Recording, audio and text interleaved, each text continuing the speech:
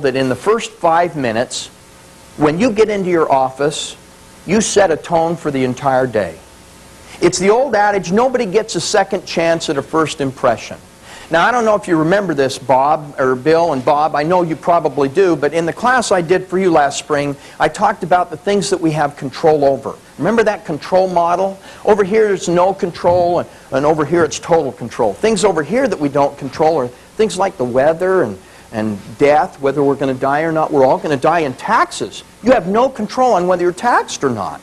Now, you control whether you're going to pay them or not, and the government has some interesting incentives attached to encourage you to do that, but you don't control whether you're taxed or not. Weather is another no control. Time, the passage of time. And traffic, rush hour traffic.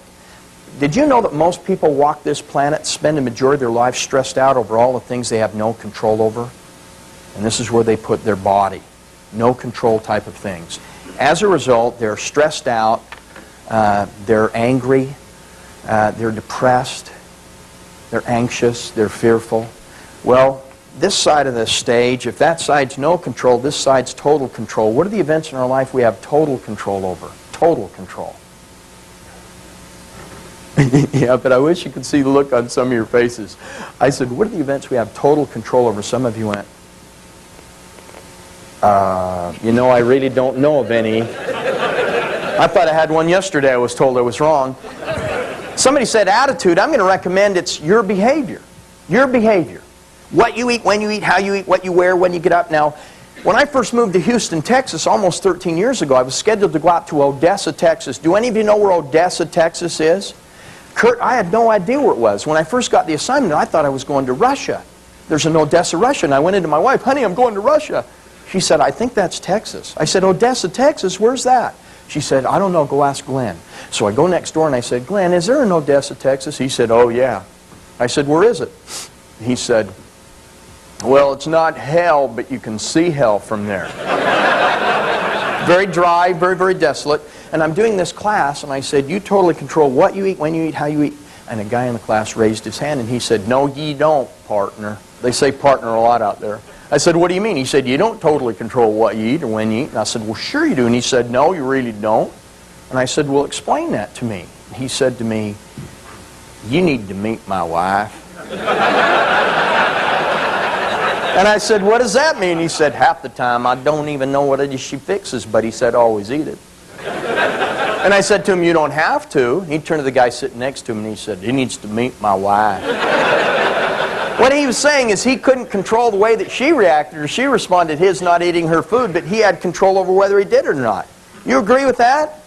The only events you have control over is your own behavior. Now let me tell you why I'm bringing this up in a speech entitled Connections Make the Difference. You are the only one that is imbued with power to make the connection. If you're waiting for somebody else to make that connection, what if they don't show up? And folks, you don't control other people's behavior. You have to give them a reason to want to make that connection.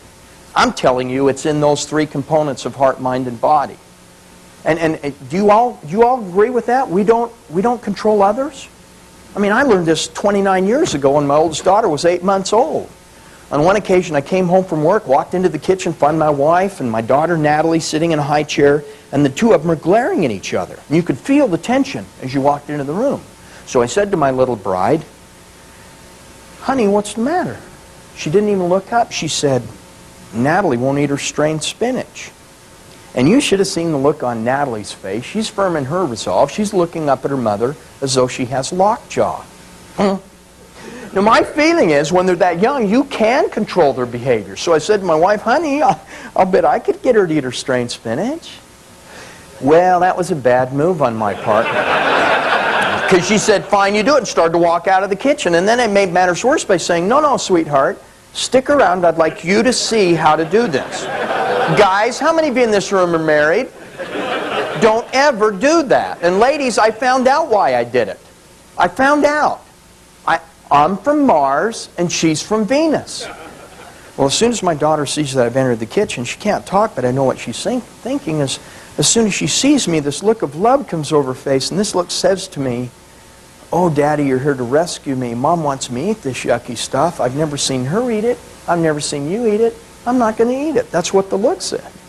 Well, this is where my feeling of control comes from. I've noticed with a small child, or even with a grown-up for that matter, you can squeeze their little cheeks right here and get an opening big enough for a baby spoon. So I walked over to Natalie and very lovingly and very gently I squeezed both of her little cheeks together. And sure enough, the opening appears. But the look of love leaves. Now the look that's on her face says to me, "You're in cahoots with Mom, aren't you?" I look over at my wife, making sure she's watching this. I get the strained spinach onto the little baby spoon. I slide the spoon into the opening I have created, scoot the spoon up next to her gums, withdraw the spoon, and then I've noticed you can seal their little lips with those three. She's got to swallow it. Right? That's what I learned. 3 seconds later, I found out what jet propulsion is all about. She exploded all over the front of me. My wife is now on the floor in hysterics, saying, "Show me that again." I said, "Honey, Natalie doesn't like strained spinach. Don't make a big deal about it." And I walked out of the kitchen. So, are we in agreement that if the connections are going to be made, you got to take the initiative? That means you got to call each other, whether it's a safety issue, just to make this organization powerful. I liked what Amy said today about great places to work. You know what it healed, or what it all was about? You know what the notes I took? Listen to this, folks. You want to hear an industrial strength aha. She said, in order for you to be a great company, there has to be a genuine belief in people, in each other, that it's set up on the screen, indispensable. Well, now, that's got to start up here, doesn't it? Isn't that a mind issue? And then the second thing she said, that there had to be active communication. What is that? Heart, mind, or body? You've got to communicate. Isn't that body? And the third thing she said was, there has to be distinctive policies and practices. And then in the description she had, that create special relationships. That's heart. See, it isn't just the emotions that create. It's when we bring our heart into it, and there's a passion in what we do.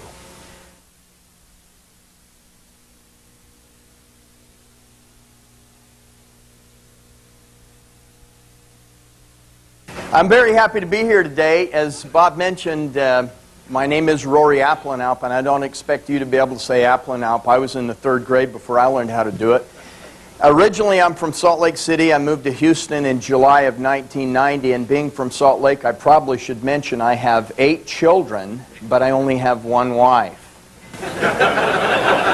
That's kind of a geographical joke, and you really had to be there.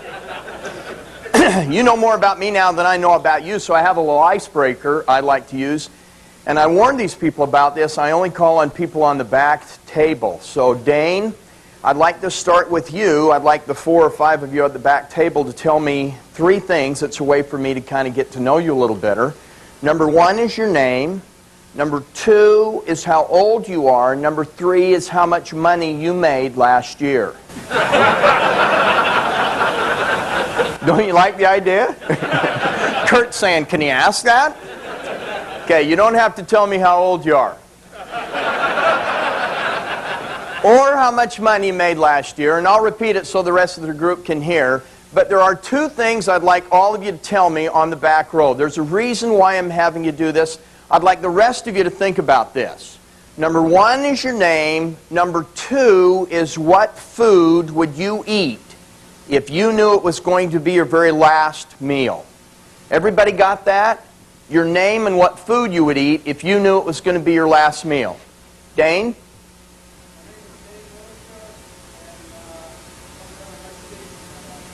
Nice steak. Welcome, Dane. Glad you're here. Earl?